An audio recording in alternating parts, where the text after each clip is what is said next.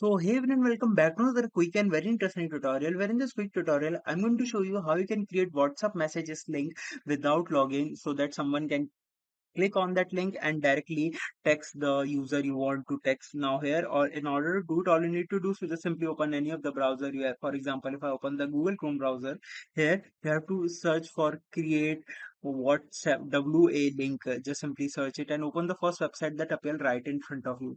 Now here, you have to click on this option which says create free WhatsApp link. Just simply tap over there. Now here you have to write the number of which you want to give the text, and here you have to add some emojis if you want. It's a custom emoji, and you can get the preview over right there and write the text that you want to send, and it will gonna create a link that if someone gonna click on this link, they're gonna directly redirect you to WhatsApp and this chat and with that particular message.